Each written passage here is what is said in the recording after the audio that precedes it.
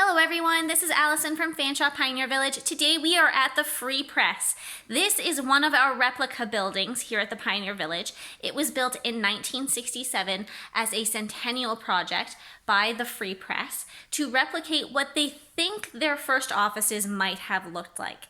The London Free Press, though it was not London's first newspaper, is one of London's foremost and most well-known newspapers, as it does continue to today. So the Free Press opened in 1849 in a building maybe similar to this. We don't know, because the original Free Press building was burnt down in a case of arson. Maybe because people didn't like what they were printing in the newspaper. We don't know exactly why they burnt it down, but that is one of the reasons that it is considered.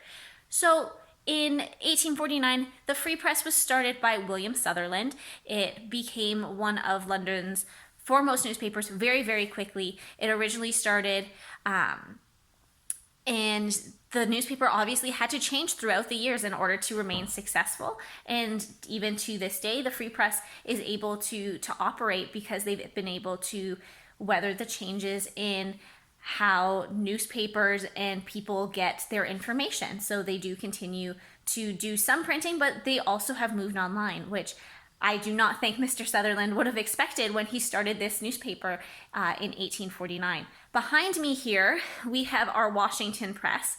If you have been following along with our reading of The Boy with an R in His Hand by James Rainey, that is a mouthful, and I'm going to tell him it's a tongue twister when next I see him. This is a Washington Press. This is a very similar type of press to what Alec would have been using in Mr. Mackenzie's press. So you can see here, we'll go and explore it a little bit. Here on the wall are a couple of frames. These are what you would use to put your type in. The large one would be sort of similar to the size you would use for a newspaper. The smaller one is also sort of newspaper size, but it would be more like one page, whereas the big one might be a double page. At the Pioneer Village, we have a couple of different types of printing presses. So I have one kind of proof press here behind me. These ones are very, very heavy. This is why we tell people when they come here, do not touch, because they are very heavy and you can really hurt your hands. You don't want to get your hands stuck in there. You might lose your fingers.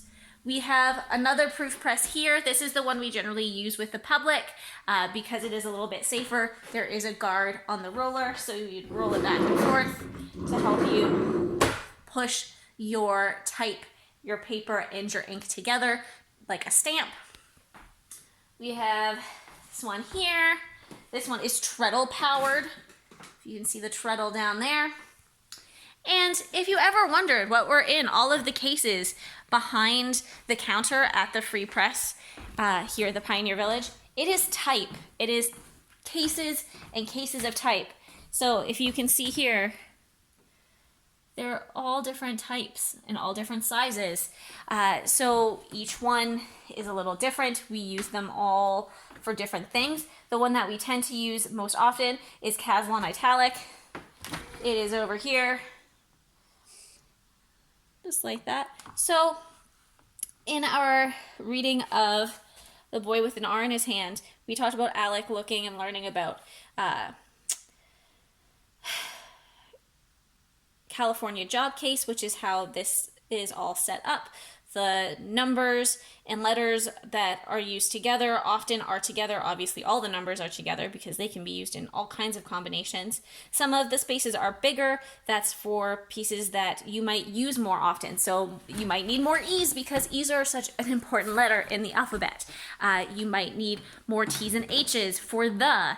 So it's all in there, and it's all organized in a way so that people who are working in print offices would be able to find them very, very rapidly. So if you remember and you were watching the video of The Boy with an R in His Hand, when I was reading, I was telling you that California job case is kind of like the home row of the print shop.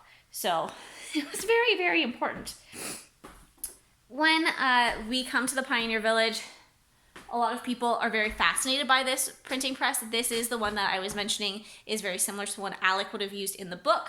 You have a crank to move your form, which I have a frame here with no type in it. Otherwise, I could not have lifted it with one hand. It is very heavy. You roll it in, and then once it is underneath here, you push this handle and you give it a big squeeze. The type gets pushed down onto the paper. So it's a very labor-intensive process. People need to be able to read very well. You need to have very good spelling. I would probably not be a very good printer for that reason. I have enough time and difficulty trying to get my P's, B's, D's, and Q's all the correct directions anyway, let alone if I have to read them upside down and backwards. So let's see if we can find a piece of type here that we can use as an example. I want to find one that's big enough that you'll be able to see it easily on. Oh, that's not helpful. Of course, the one I pick out is an O. Not helpful. Not helpful. Here we go. What's this letter? It could be a couple things. It could be a M. It could be a W. What is it?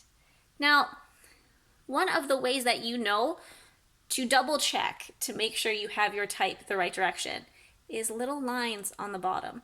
These lines go on the bottom of your letter. So you know that this is a W. So, I hope everybody had fun exploring with me.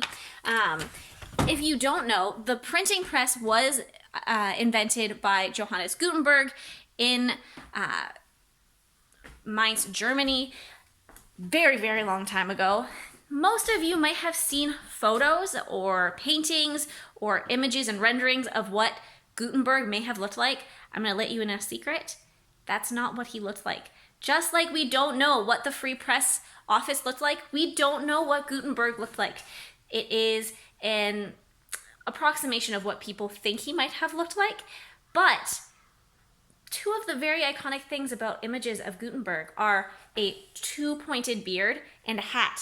Neither of those things were popular when Gutenberg invented the printing press. Those were added on later in later renditions, and they stuck. And that is how we now know what Gutenberg, or think we know what Gutenberg looks like. This is not Gutenberg. Before we go today, I would like to show you, this is a picture of Josiah Blackburn. He was also a very important part of the London Free Press history. I hope everybody has a fantastic day. We will see you very soon, and hopefully next time you come to the print shop, you'll be able to make a print here with us in the printing press, just like they would have done a long time ago, and just like Alec would have done in The Boy with an R in His Hand. We hope you have a fantastic day, and we'll see you all soon. Bye!